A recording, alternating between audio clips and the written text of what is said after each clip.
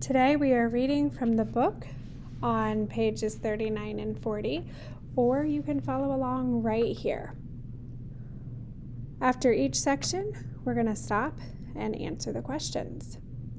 Part 3, Insulation and Heating and Cooling. Similar to wanting lights on and our appliances working, we also want our homes comfortable and warm. We can turn the heat on when it is cold outside, thanks to our furnace, and take warm showers, thanks to our hot water heaters. Heating and cooling systems use more energy than any other system in our homes.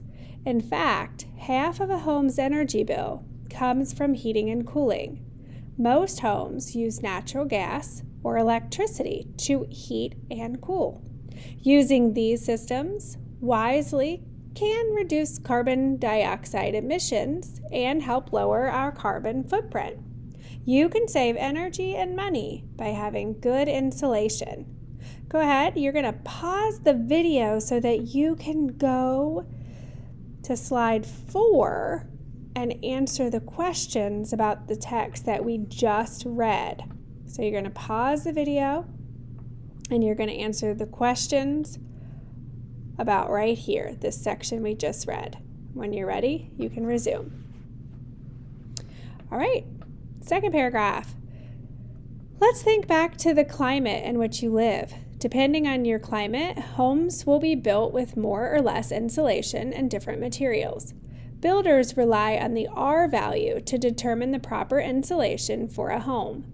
Insulating materials need to resist the flow of heat. The R in R value stands for resistance, so the higher the R value, the better the insulation. Take a second to think of the insulation of a Wisconsin home compared to one in Florida. Which would need better insulation? Again, we're now going to answer paragraph 2 question. So you'll flip down to slide 5 and type in your answers to paragraph 2. And you're going to get your answers back up here for paragraph 2. Go ahead and pause the video to do that. All right, paragraph 3. Our homes are controlled environments where the inside temperature or the amount of heat depends on the temperature outside. Think of them like mini ecosystems that we can adjust. For example, if it's cold outside, we might turn the heat up inside to stay warm and comfortable. In the hot summer, we might turn the temperature down to cool off. Changing the indoor temperature helps us adapt to the outside climate. This happens because heat naturally moves to balance itself. Hot air moves toward cooler air, and vice versa. Okay, so the questions for paragraph 3 are going to be down here on slide 6. How does heat move to naturally balance itself? You can pause the video and go back to paragraph 3 to check for your answer. Paragraph 4, just like your home needs to be adjusted to the outside elements, animals and different ecosystems adapt in similar ways. Let's take the penguin, for example, a bird that lives in cold climates like Antarctica. Penguins have adapted to stay warm by using their specialized feathers, which act as insulators. Insulators are materials that do not allow heat to flow through them easily. A penguin's feathers help trap heat and keep it warm. In addition, penguins have thick skin that provides extra protection from the cold. These natural insulators help retain the penguin's body heat, allowing it to stay safe and warm even in the freezing temperatures of Antarctica. Okay, for paragraph 4, we're going to come down here to slide 7 and answer these questions. How does the text define insulators? What's the definition of an insulator? And how does a penguin insulate itself? It gave several of examples in paragraph 4. So remember, you're going to get your answers right here in paragraph 4. Go ahead and pause and answer. Paragraph 5. While penguins use their natural insulators to stay warm, there are also materials we call conductors. They allow heat to flow easily through them. Conductors are important when we want heat to flow through an object. We need wires that are good conductors when helping to get the electricity to our homes and lights and appliances. We also love conductors when we need water to boil the macaroni and cheese. All right, so for part 5 or paragraph 5, you're going to answer those here on 8. How does the text define conductor? And why are conductors important? So you're going to get those answers back here from paragraph 5, and also moving on to this slide, the very end of it.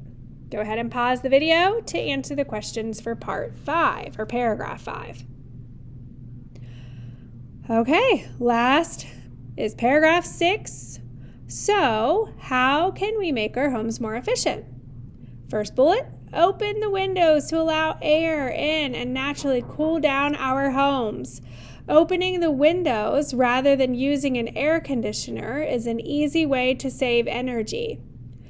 Use a fan instead of the air conditioner. Fans are a great way to regulate temperatures by moving air around, and they use way less energy than air conditioners. Next, dress for the season. When it's cold, wear layers like long sleeves and sweaters. When it's warm, wear light clothing to stay cool. Thanks to insulators, you can stay comfortable and heat or cool your homes to the right temperature for the season. The recommended indoor temperature is 68 degrees Fahrenheit for heating and 78 degrees Fahrenheit for cooling. Next, insulate your home. Just like our bodies, homes need insulators too.